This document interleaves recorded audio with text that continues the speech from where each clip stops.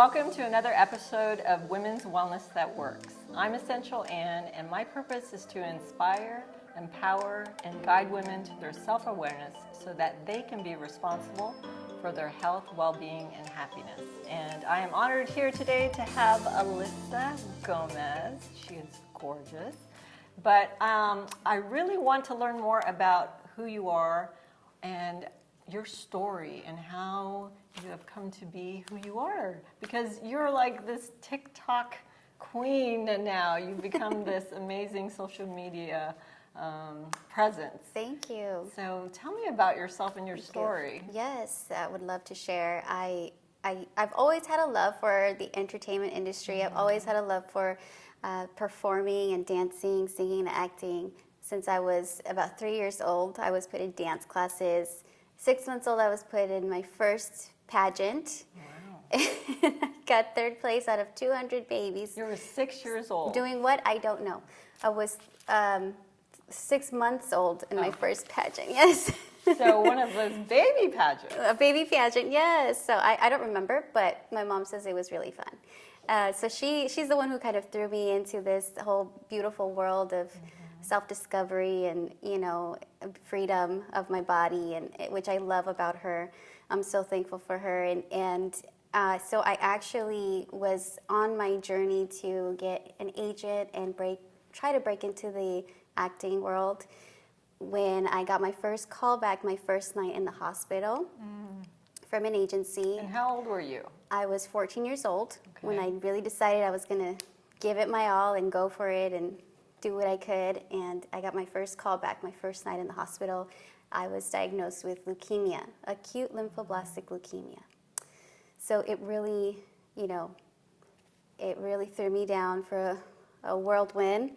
But with, trying to stay positive, with the support of my family, my friends, and my doctors were great, always trying to keep me, positive. They actually would walk into my hospital room and tell me, you should get up and dance, you should get up and move, you should, at the time I actually really couldn't even stand. Right. But I tried, they would put the TV on for me, music. My brother would come play the guitar for me, get my spirits up, get that music in me again. But definitely when I was ill, going through my treatment, it really took a toll on me and my spirit. And I felt helpless, alone, and understandably. Yes, and just confused and scared. And right. So you were 14 years old, and you were diagnosed with leukemia. Explain what type of leukemia this is. Like, where did it affect you physically? Leukemia is a cancer of the blood. There are different types of leukemia. Thankfully, I had the better type, the one that was easier to treat. They gave me an 80% chance at life, which is it's great. It's a great chance, yes. And I'm here today, so we did it. I did have a lot of side effects from the treatment. I couldn't walk. I could barely sit up for more than a few minutes on my own, or brush my teeth, use the restroom, all of that, eat. So it really took a toll on me for many years, and I lost all my hair for 2 years, and it was my freshman year of high school, actually. Oh. Yes. And that's just such a pinnacle time in your young life. It was. So how long were you going through treatments? How long were your treatments? How long was the whole process from the time you were diagnosed till you were in remission? I was actually in remission 7 days after my diagnosis, which remission means you have less than 5% of the cancer cells left in your body. Complete remission, which is like when you're considered done with your treatment, would be the duration of all my treatment was about 2.5 years. 2.5 years of daily chemotherapy orally, and also daily for a little while, intravenously as well, and then once a week intravenously through injections in the spine, injections in the legs, bone marrow biopsies, and you name it. There's this whole world of chemotherapy as well, which is a whole nother story, but it was a long 2.5 years for me, and I learned a lot about myself. And so tell me about that. What did you learn about yourself during this? I learned that I am very strong. I'm very strong, And I know that I just learned to accept myself at the time, and it was really hard.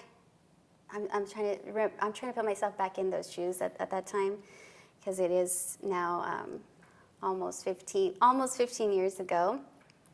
But I went through a long journey of self-discovery at the time when I lost my hair, and I was just starting to identify with, makeup at that age, and my friends doing their hair, styling their hair, and playing with eyeliner and lashes, and all the typical things that a normal teenage girl would do. And has fun with, and just exploring their style and whatnot. And I was losing my hair and gaining weight, and I had a lot of acne from the steroids that they gave me, and blurred vision, blurred speech. Sometimes I couldn't even speak. Breathing, I didn't breathe for a long time. My breath was lost with such a little blood count that I had. Exactly. So I had to just find the strength within me and tell myself that I had to learn everything I could, educate myself as much as I could on my diagnosis, on the treatment, and I was my biggest advocate. Wonderful. And I took charge of it, and I became the doctor's favorite patient. It was kind of a running joke throughout the hospital. If a new doctor came in and got me, it was like they were in for a treat, because I told them what to do from start to finish. Did you? Made them check my name 3 times, triple check my name on the chemo. I didn't want to get anyone else's, and but I really just took it head on, and I told myself that I was going to get through it, and I was going to be okay, whether I was or not. And I think that attitude just really helped heal my body. And so how long did it take for your hair, because you have beautiful hair, by the way. Thank how long you. did it take for your hair to actually grow back and, have you finally accept yourself as this beautiful young woman? I mean, I'm sure it's been a long journey. It's been a long journey, and I was very uncomfortable for a long time being bald, and more so because my entire body changed, not just my hair, it was my face, no eyelashes, no eyebrows, type of thing. So at that time, I was very self-conscious, and I did go back to high school in 10th grade. And when I went back to school, my hair was about 1 centimeter long, all around, like a little buzz cut. And you didn't wear any wigs or anything? I did not wear any wigs. That's where I found my love of hats. I'm a hat girl now. Love hats. Love me a good hat. But I went to school, just rocked it, rocked my bald head. And when I could put little clips, the tiny baby little clips, I did that too. And I spiked it up. I found my own style with what I was going through. And I did go through a lot of judgment as well from my peers, my own age. A lot of people made fun of me. I was kind of bullied a lot for having cancer, which is really ridiculous. But I had people calling me, my nickname was Cancer Girl. And that's terrible. That really just continued to push me to find my own voice and my own strength within me, and just to realize that at the time I was just different. I was different, and I had a different journey. Right. But again, I just always reminded myself that I would get through it, and I would be able to experience all the fun things that everybody else did. So you are also a advocate for Teen Cancer America. Yes, I'm also an ambassador, one of their teen cancer survivors at Teen Cancer America, and I'm so happy that I ran into them. It just sort of happened. I ran into my old child life specialist from my hospital, and while I was at a work event, and she put me in touch with Teen Cancer America, and now I get to help teens across the world build the community in the hospital. So we focused on building hospital wards specifically for teens and giving them a place in the medical system. That's wonderful. Which is something that I didn't have. Right. Yes. And teen cancer is not widely known, right? It's not. Mostly either pediatric or elderly or breast cancer. So Teen Cancer America does so much work with teens, and the organization helps other teens as you had gone through. Now, were they in existence when you were going through your... They were not. They were So not. this is very new. This is about within the last 8 years, 5 to 8 years that it's launched. It started in the UK by Pete Townsend and Roger Daltrey from The Who. The Who. Yes. And they brought it over to the US, and UCLA was, I believe, the first hospital that they brought it to, which was my hospital. Yes.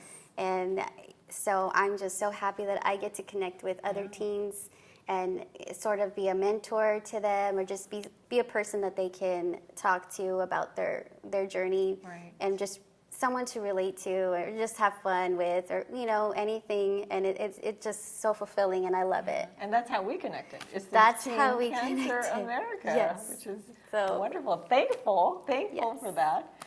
So let me ask you a question. So let's say there's a teen out there who is going through cancer right now. What would you say to that teen? I would say to find the strength within yourself and not give up. And just remember that although you might feel like your world is crumbling around you, there's a whole nother world to discover within yourself. And you always have people like myself, and you have so many resources available today. If anybody needs anyone to talk to, please don't be afraid to reach out, because isolation is and can be debilitating.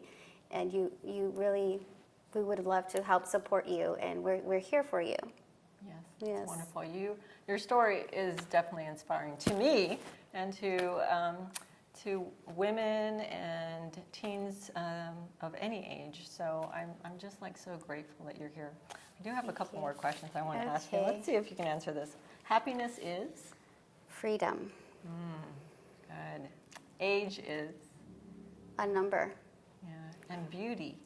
Beauty is? self-love, And then being a woman is? empowering, Yes. empowering. Empowering. And so you've empowered so many women today and teens, and I'm so grateful that you were here today. So if you liked any of this information that you've seen and watched, please share it with other women and other teens. And I thank you for being here. I thank you for joining Women's Wellness That Works. Thank you for having me. I'm so happy to be here. My pleasure. And to your health and happiness.